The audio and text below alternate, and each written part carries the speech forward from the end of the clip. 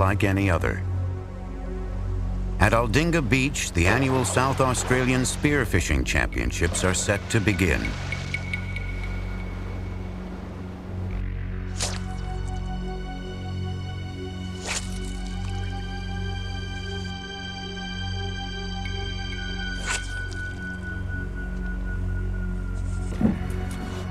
"23-year-old Rodney Fox, a life insurance salesman from Adelaide and former champion, takes to the water.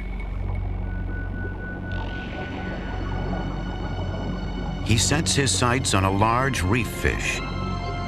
Little does he know that he himself is being stalked by a great white shark.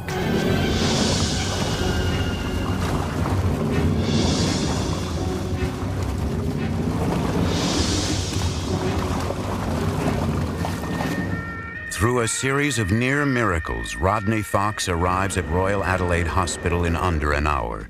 The vascular surgeon there has just returned from an international conference with the very latest in surgical techniques. They go to work on the mutilated body delivered to the operating theater. The shark has punctured his left lung, left clavicle, and diaphragm.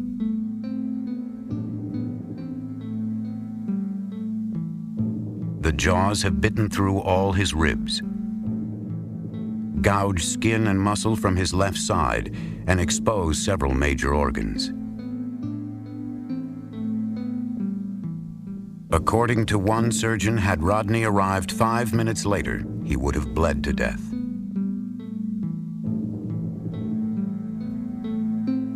Sewn back together with over 450 stitches, he lies bedridden for 2 months with the pain and the awful memory.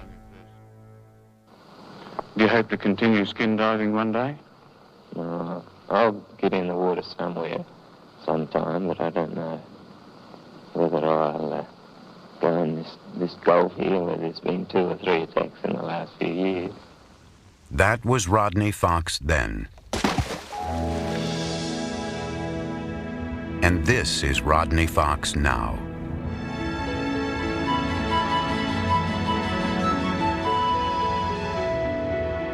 Seldom has a single event so radically transformed a person.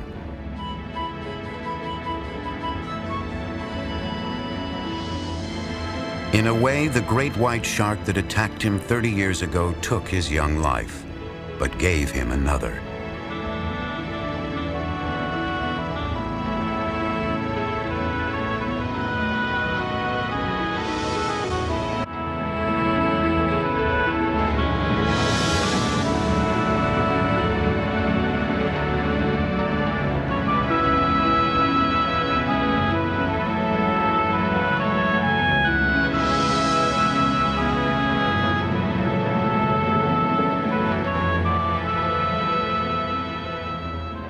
In 3 decades, Rodney Fox has grown from a fearful shark victim into a shark champion and protector.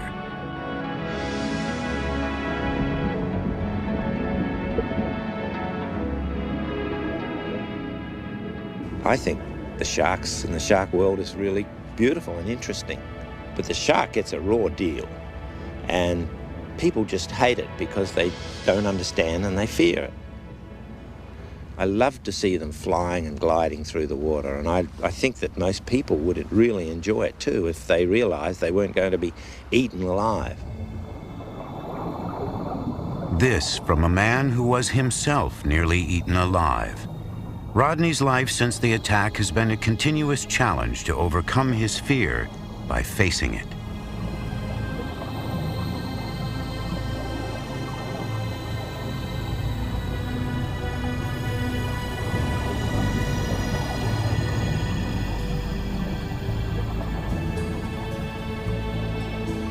Today, documentary filmmakers and marine scientists from all over the world travel to Australia to go looking for sharks with Rodney.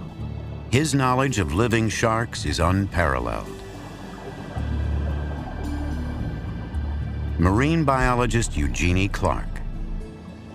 People who hear about Rodney's shark attack, they go, wow, he's an ordinary man one of us. And yet, he had such a terrible experience. And on top of that, he's telling us that sharks aren't dangerous. They're good. We should preserve them. So this is what's so wonderful about Rodney, that somebody that suffered through such a terrible incident can now defend the animal that attacked him.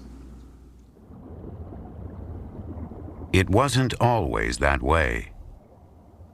Reliving the shark attack story has been a continuous epic in my life. So many people want to hear how I survived, how I stuck my fingers in the shark's eyes, how I put my arms around it so it wouldn't bite, and how I went up to the surface and it followed me. And after about 8 or 9 years of telling the story, I read the original Reader's Digest first person award that I had written immediately afterwards, and I found I had changed the story a little. I was telling people what they wanted to hear and not necessarily the truth. Time often affects memory. Here, the story is only 2 days old and not nearly so heroic. All I remember is this big thing pushing me through the water. And it seemed to let go a bit when I pushed my hand up at it. And it still wouldn't let go. The pressure of the water might have been holding it in his mouth. And I managed to put both arms right around him, and I was looking for his eyes with my fingers. And after a while, he managed just to let go. And I managed to get to the surface. Very luckily, there was a boat just coming over to see what was going on, because there was so much blood and disturbance in the water. They quickly rolled me into the boat. I had to keep both arms just like this so that they wouldn't rip my arms off. As they came to shore along this incredibly rough area there, they drove the boat up onto the shore and they loaded me onto a bit of a stretcher, and a car, the only car in the whole area that had been in this beach for about 4 or 5 years, was available, and they drove it out over the reef with 10 or 20 guys lifting it over the big lumps of the rocks through here, loaded me in the back of it, took off towards Adelaide. It was an absolute miracle, especially when they unloaded me out of the boat. As they did, my wetsuit slid open and my stomach actually loops of intestine came out, which seems funny now.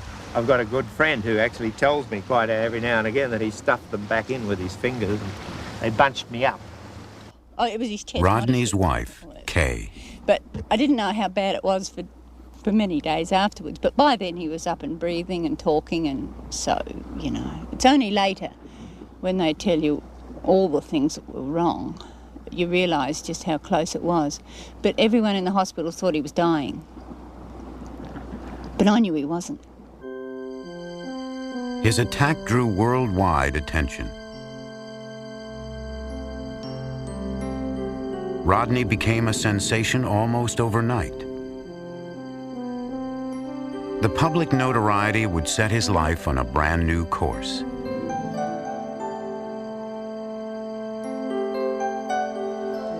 Three months after the attack, escorted by Kay, Rodney began his return to the sea, but it wasn't easy to forget his attack.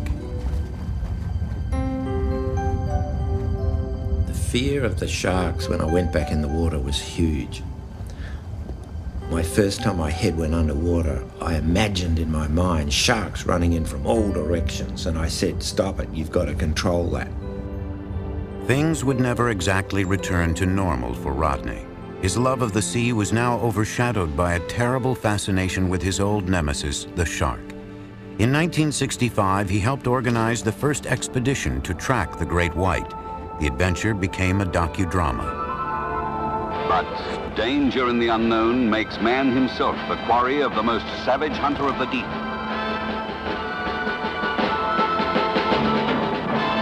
The great white shark. The white pointer. Great white death. Come on, you bastard, attack. This is some of the first footage ever shot of a great white underwater. Coming in. Now! Doesn't taste so good, that wire mesh. The theme is revenge, a crusade to rid the seas of evil sharks. Gapped, and the battle's almost over. A second man-eater whose jaws will never again menace an unsuspecting swimmer. In those days, people feared sharks because they knew very little about them. They thought that every shark was a bad shark. And there was a big saying at that stage that the best shark is a dead shark. The first film was followed by a second.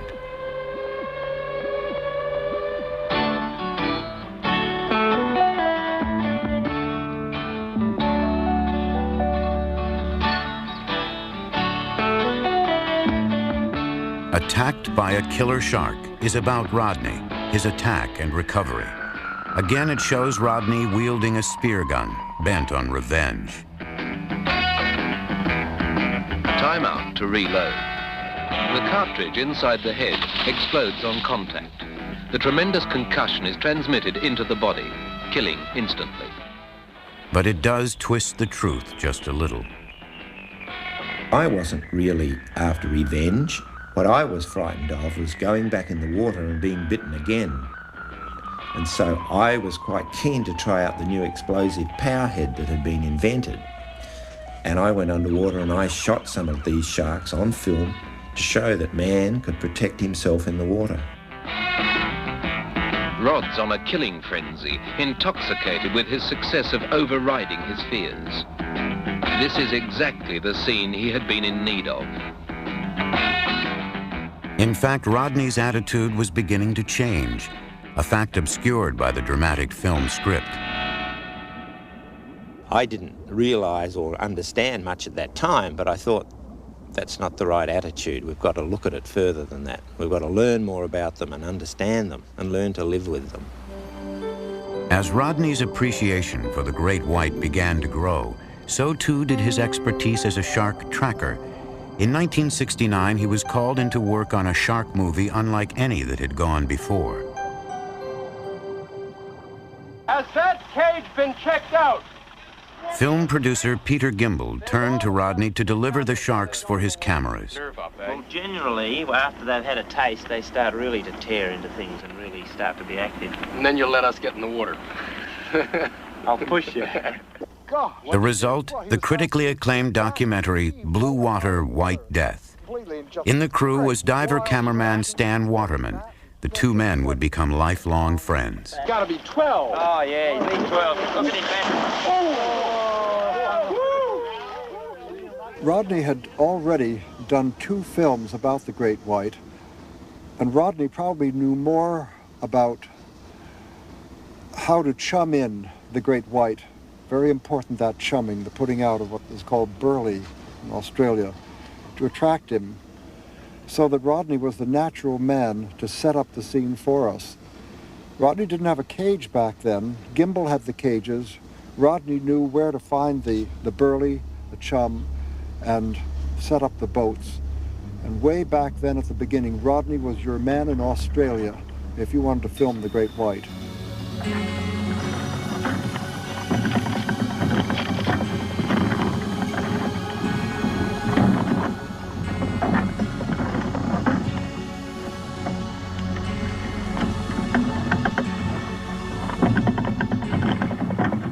Sorry about your cage, fella. Where do you see it? How bad is it? What a mess.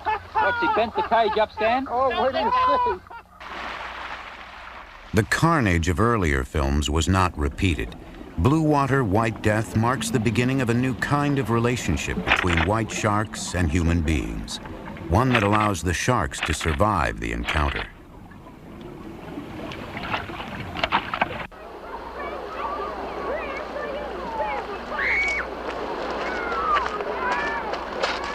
For Rodney Fox, the occasional filmmaking stint was not enough to support his young family. So he took up abalone diving, a dangerous but lucrative profession. It would put food on the table for 18 years. But always the sharks weighed heavily on his mind. One of the hardest things was to do over that 18-year period when I was abalone diving was when I had to return to abalone diving the week after I'd been out filming sharks. We'd attracted maybe 10 or 15 great whites around the boat during that week period. We'd had them biting on the cages and taking baits and showing these enormous teeth.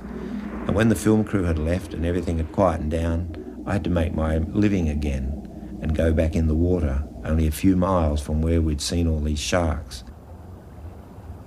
I'd had to put on another hat and say to myself, sharks don't like abalone. They generally don't eat humans. You'll be okay. But the first couple of days, I imagined those sharks were looking at me. And sometimes, when my knee would hit a soft sponge, I wondered whether that was a shark, whether it was a soft shark's belly, and whether it was biting my leg off. But I knew that it was fear in myself. The danger to abalone divers was genuine enough. Some of the best abalone beds were near seal colonies where white sharks liked to hunt. But instead of killing the sharks, Rodney and his colleagues designed a protective working cage for the abalone divers. Then they tested it in shark-infested waters.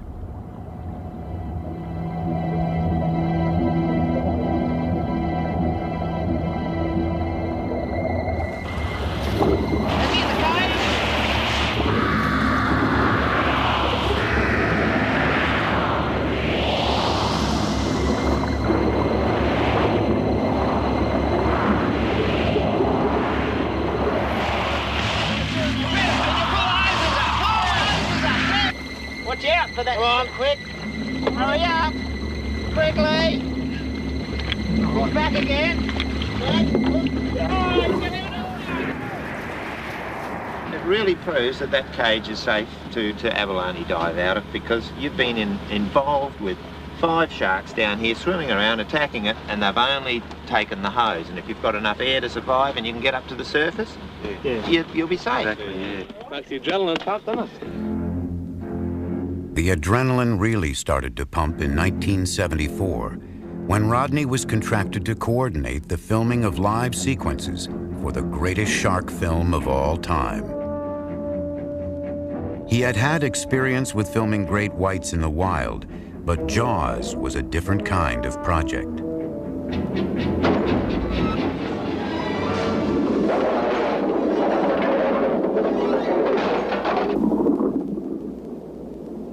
They'd sent over a small stuntman, a midget diver, and a small cage so that the sharks would look bigger, because Jaws, of course, Bruce was a 25-footer and our sharks were only 14-foot. And as we were dressing the little guy, one of the sharks came in and grabbed hold of the propeller on my boat and actually shook the boat physically. And it was well over 14 feet long and a very strong shark. And as it swam along the side, I'm saying to Carl, quick, get in the water, get in the water. The cameraman's ready, here's the sharks. And he's saying, no, no, no. The stunt diver wasn't the only one who didn't want to go in the water. Jaws was great entertainment, but the public was terrorized, and the perception of sharks went from bad to worse.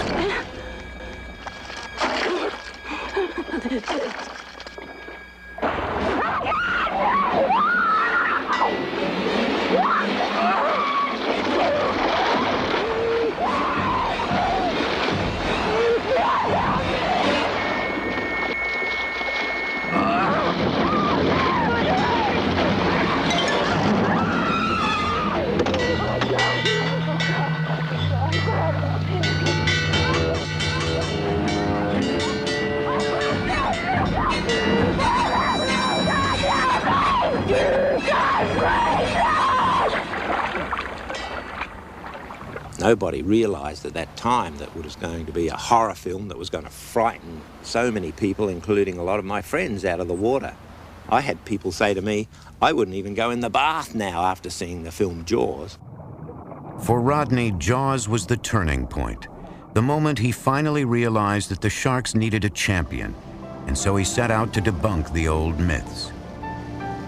He started a business, an expedition business, taking filmmakers, scientists, even tourists out into the South Australian seas for face-to-face encounters with the real great white sharks.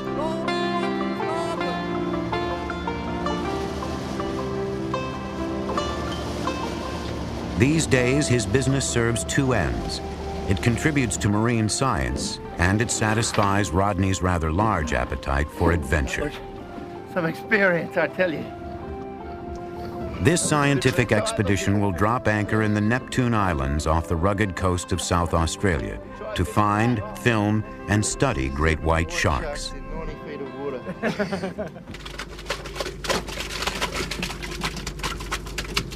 Rodney's son, Andrew, has taken over the necessary, if noxious, chore of mixing the key ingredients of burley, a kind of foul stew that sharks seem to find irresistible. Blood, ground tuna, and a little seawater. That's the recipe. Andrew will create a smelly slick stretching several miles down current from the vessel. Any sharks in the area will find the invitation very attractive. Marine scientists from the University of Adelaide want to test the strength of a great white's bite and to identify the telltale signs of shark attack for forensic purposes, a grisly but necessary study. The sharks must be induced to bite a specifically designed pressure plate. First, they need to be worked into a biting mood.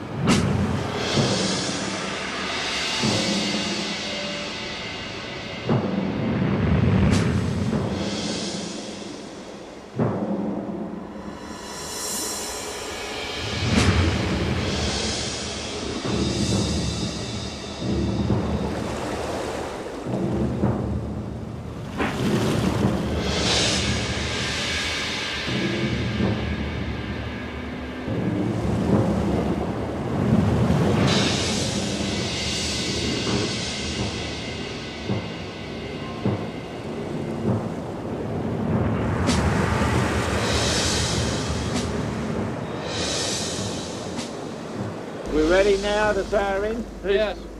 Okay, drop her in, Andrew. Now that the shark has the idea, he gets his tuna on a plate. Keep it in the air anyway, because he's a bit cranky. Whew.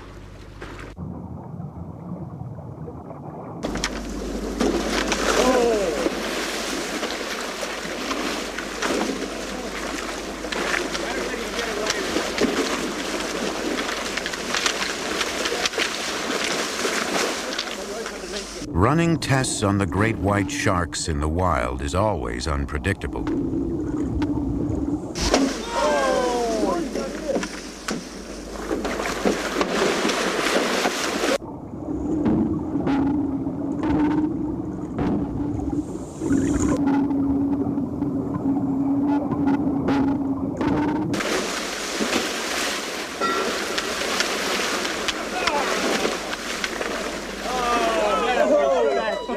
We should have an impression on there. The plate is designed to measure pounds of pressure per square inch. How are you boys? We're out of calibration range here. We'll have to recalibrate this. Did you get That it? is amazing. You know, we're looking at the test strip now, and that looks as though that's more than this one is 500 kilograms, 1,000 pounds. 1,000 pounds. That one's more than 1,000 pounds. 1,000 pounds per square inch, enough to puncture metal plating.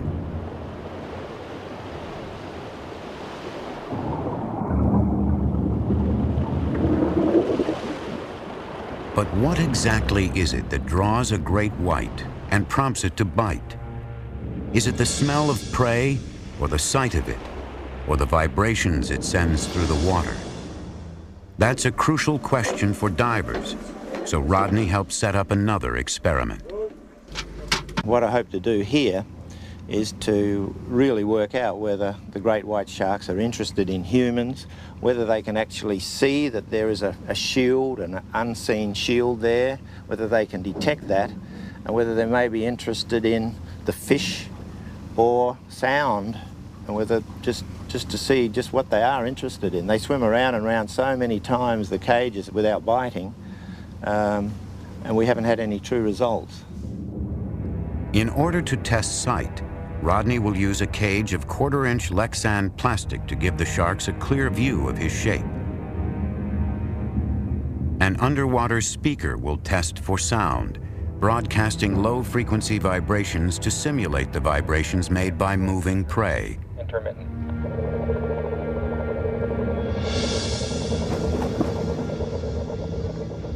A thawed tuna will provide scent.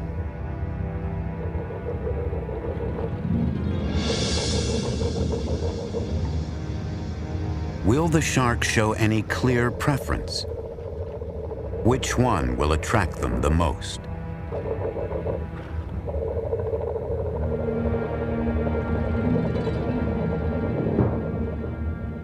The adrenaline that rushes in you as you go down there, and as a shark comes in when you're in the Lexan tube, gives you a real rush. It's excitement all over again. It's like the first time in my shark cages. It's exciting, and my heart, you can feel it a little higher and beating a little faster as you realise that you are part of an experiment, that the sharks don't really know whether they can get at you or not. It was quite unnerving, really, because I felt like I was naked in the middle of a street in a shop window and with everything exposed.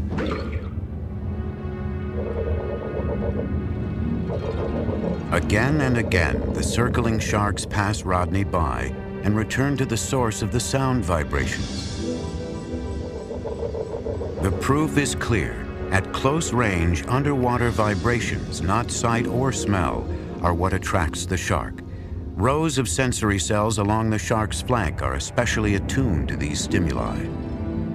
No, there's absolutely no doubt in my mind they were far more interested in the low vibrations than they ever were in me or the tuna.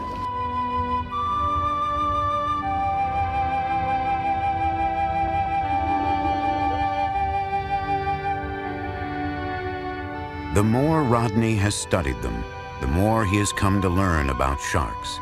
The great variety of sharks, all 370 species of them.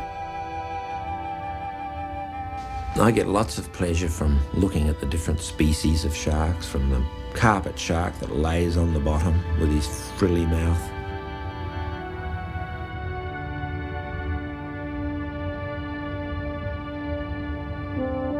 to the nurse sharks that seem to rummage around and sleep a lot.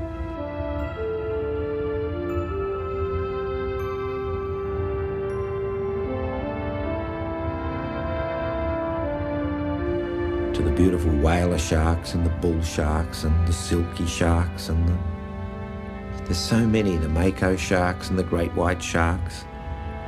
It's all of them have a different field, a different way to swim, a different way of life, but they're all beautiful the way they swim and glide and fly through the water.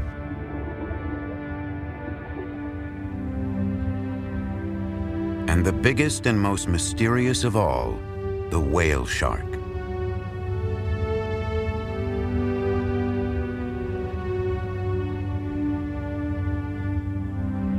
It's not just the largest of the sharks. It is, in fact, the largest fish in the ocean. But despite its menacing size and appearance, this is among the most gentle and benign of all sharks.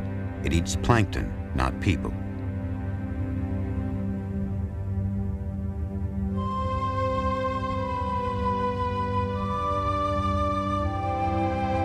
Few in number, slow to reproduce, the whale shark is one of the great and vulnerable wonders of the oceans.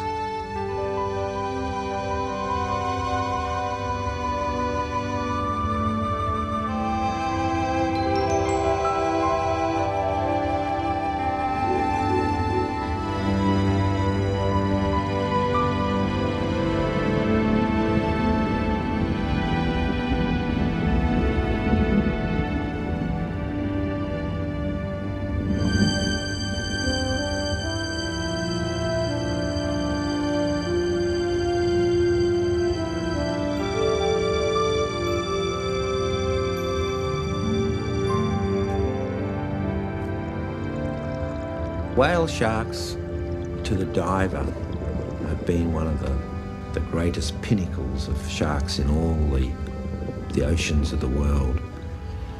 They were the largest shark. They were a docile shark. They were a shark that you could hitch a ride on, or a friendly shark. All the things that the great white shark wasn't.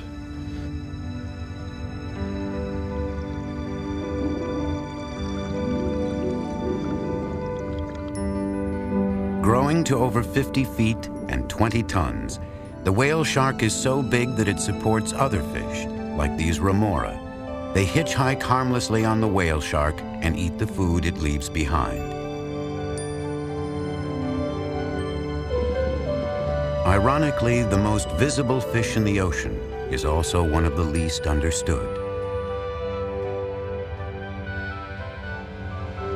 No one can say where or when these sharks reproduce, or even how old they grow to be.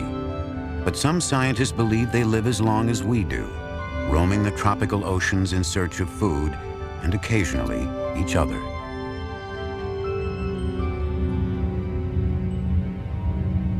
Now imagine a shark this big with teeth to match, a massive meat-eating predator. At one time, such a shark did exist. Carcharodon megalodon, 50 feet of carnivore, lived during the Miocene era some 20 million years ago. It was the largest ocean-going predator that ever existed. Rodney traveled to South Carolina to find out more about the megalodon. He and naturalist Vito Bertucci will dive in the Cooper River off Charleston.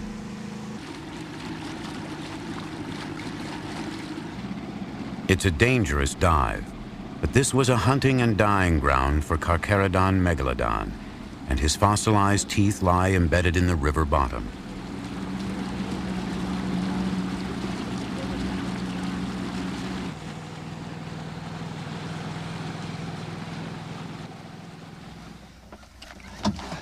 The most important thing to worry about here is the current. Just to work your way into the current and down the anchor line. And then once we get down, you have to be aware that there are sharks and turtles in this area and an occasional alligator. And if you do come up on one, not to be startled by it. And if you ignore them, they usually ignore you. Alligators, the only danger with them is on the surface. Yeah. If you see one come at you at the surface, all you have to do is dump your air and go down, and they won't come after you. Or attack it. The sharks, if they come up to you, just give them a shot and they'll take off. Well, I got the knee pads on for praying. I hope this turns out all right. That'll be good. And here goes my mask. And The water is cold. Visibility is nil. The darkness is decidedly spooky. I had some incredible images of monster sharks swimming around. In these gloomy waters, a monster carnivore would be right at home. Within minutes, Rodney finds the first traces of these ancient killers. Luckily, of course, it's the teeth, not the shark.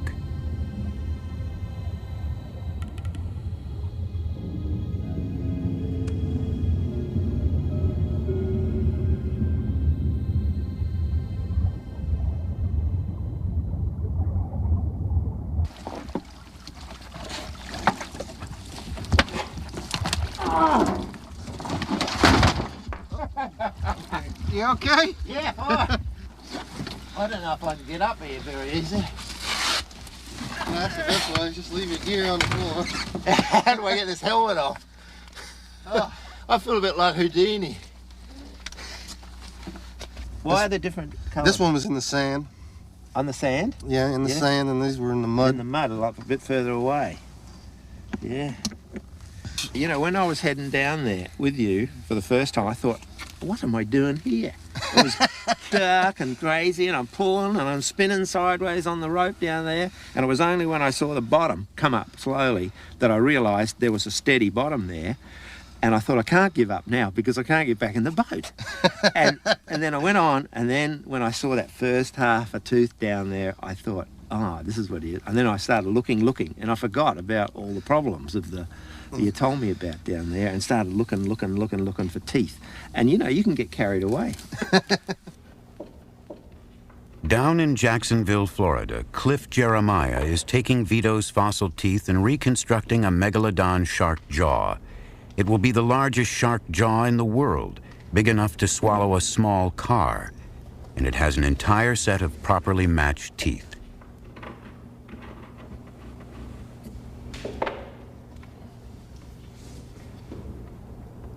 It has taken Vito 19 years to collect the full set. Some 200 fossilized teeth will line the recreated jaw, adding almost 300 pounds in teeth alone. Shark teeth, of course, stand out so much so, that white, pointy, ivory things, knives against their grey body. And of course, if you had somebody in a room pointing a revolver at you, you'd look at the revolver too, because it's the sharp pointy end, the point that's going to cause all the trouble. Shark teeth are compelling. It's difficult not to admire them and react with a shudder. The only part of the shark's skeleton that's not cartilage. These razor teeth are used to dismember and devour prey. But despite our worries, only rarely is that prey human. First of all, the word shark is such an enormous pull on people. Sharks, 300 or 400 varieties of sharks in the world, all go together as one name, shark, and that spells out fear. Research was done and shows that the word shark had a higher reaction on the nervous system of people than any other word in the English language. And so the general public, when they talk about sharks, they talk about something they cannot understand and something they fear.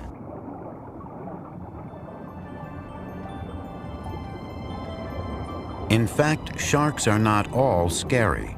Only a handful are any kind of threat to people.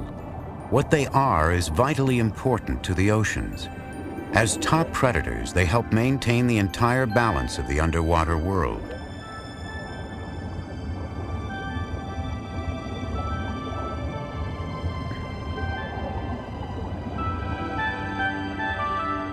Rodney's fascination with these great hunters has taken him all around the planet. His quest? To learn still more about sharks. And it's a quest that never ends. All right, we're going to place the mask on, and the way to do that is to put your chin in first, and then we'll pull this strap over the top. Here at Walker's Cay in the northern Bahamas, Rodney and Dr. Eugenie Clark have come to swim with reef sharks in the wild. On this dive, Rodney and Eugenie are wearing special masks that allow them to communicate underwater.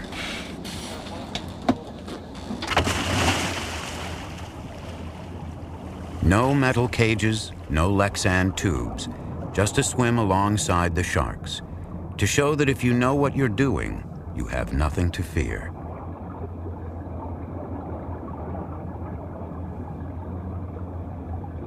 They've picked a dive center where frozen fish remains are put out to lure large numbers of sharks for the divers.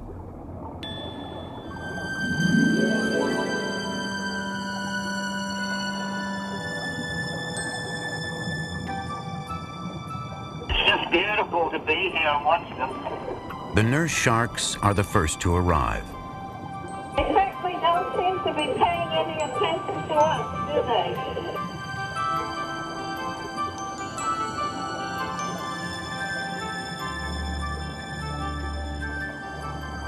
Food or fish? What sort of food or fish do these nurse sharks normally eat? Well, the nurse sharks eat the food on the bottom. Shellfish, crab, and any kind of fish they can get a hold of.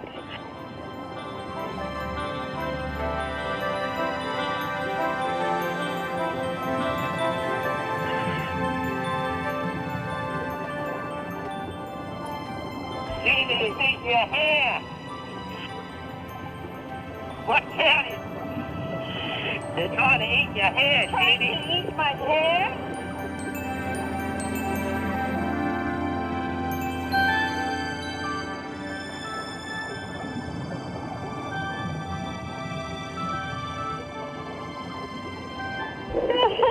I really like that, Rodney. He just stopped then and wanted to be scratched some more. While the nurse sharks are fairly docile, the black tips that follow are much more aggressive.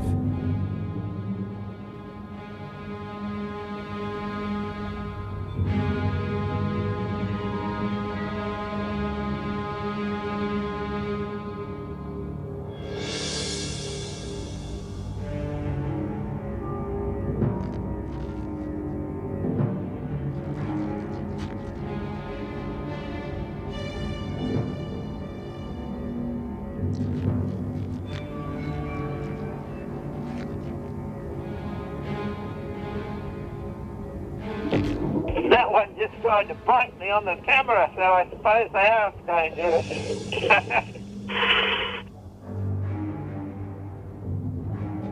How about staying close to me? It's getting a bit excited here.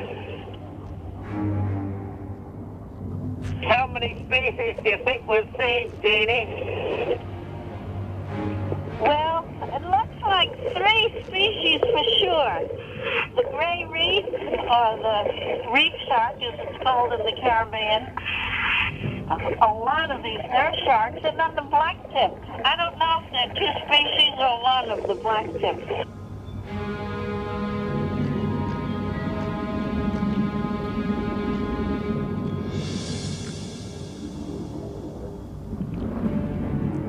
Yet even the blacktip and gray reef sharks seem more interested in the food than the humans. There are almost 80 sharks feeding simultaneously, and for the most part, they simply ignore the divers. Funny how when we're down here with them the way we are now, we both stop feeling that there's any danger at all in the situation. We're just so fascinated with watching them. In fact, today, people threaten sharks more than sharks threaten people.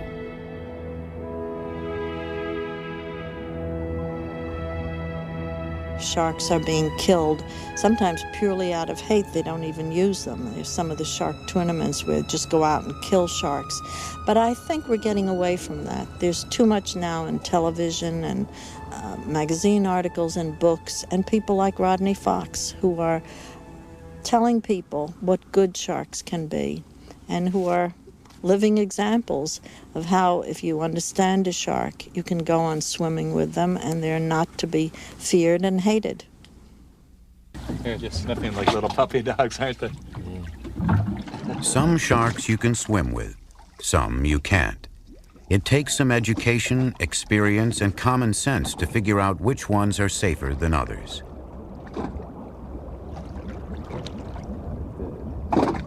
Silky sharks, for instance, are on the safe list. And with silkies, there's a twist, as Bahamian Stuart Cove will show Rodney. And when we go down there, you're going to twist its tail. It's important when the sharks, we're swimming around sharks, keep our hands down because they do have teeth. But we can, when they swim by us, if you grab their tails and twist them gently, it will paralyze the shark. And when you do that, you can actually roll them over, stroke their bellies. We use this maneuver to actually remove fish hooks. And so we sort of do the sharks a little bit of a favor and remove the fish hooks. And it doesn't seem to bother them. You can paralyze the sharks and then release the sharks. He'll come right back to you and you can do it again. Well, I'm game. Let's try it.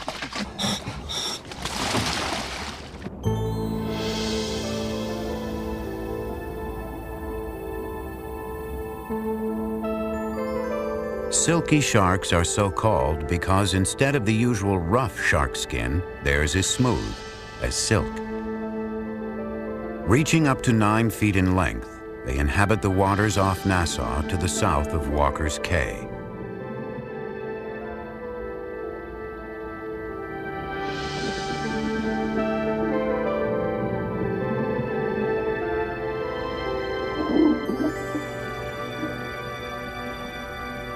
Grabbing silkies by the tail might sound tricky, but divers in the area have been doing it for a while, ever since they first set out to remove the hooks of careless fishermen. That's when they discovered the silkie's special weakness.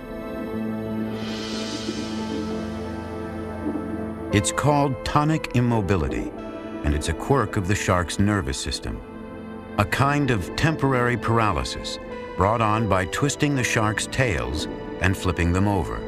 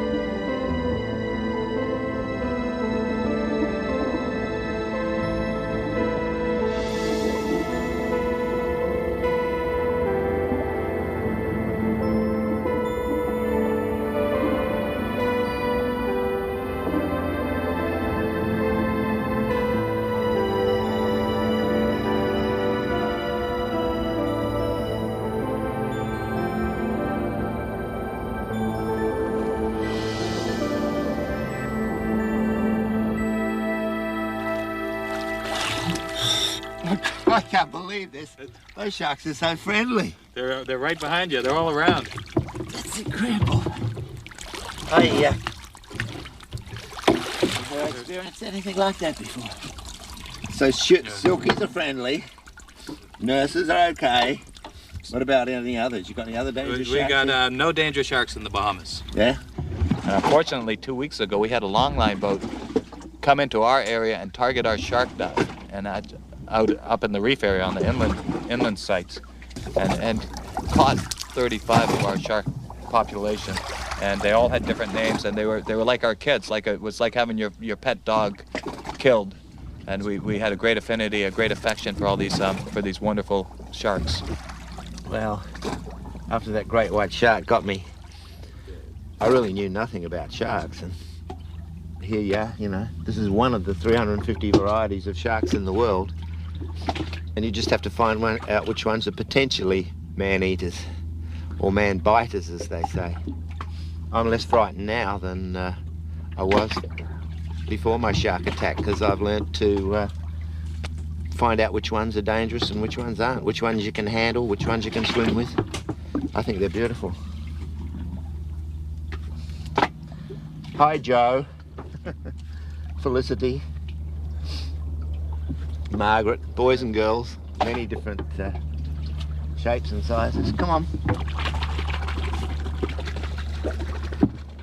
It's my belief that education will stop this massacre of all the sharks and the massacre of our oceans. There's a great upwelling amongst people now to say, hey, let the sharks live.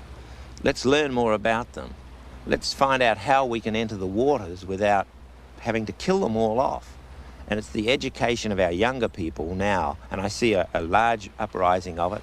Young 6- and 7-year-olds saying, don't throw any plastic in the water, don't do this. Why are you killing that shark? Why is that photograph of a dead shark? It's really great to see that we are starting to let our seas live. For Rodney Fox, the past 30 years have been a journey with the shark.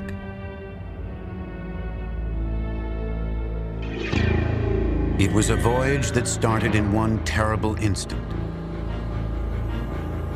A voyage into the face of fear.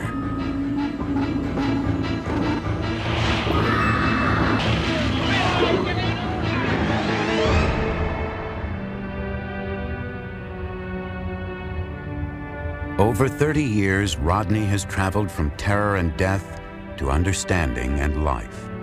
From the early days when killing sharks seemed right, to the present when harming them, even accidentally, seems very wrong.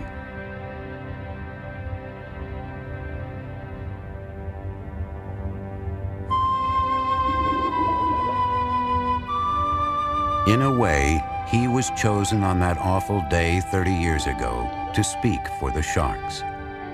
Chosen for a special lifelong bond. For while the great white would put one mark on his body, the next 30 years would leave another on his soul. 30 years ago, I had no idea I'd be dragged into a whole lifetime of study of sharks. And when I look back now, I realise that, and feel quite proud that I've worked with so many interesting people.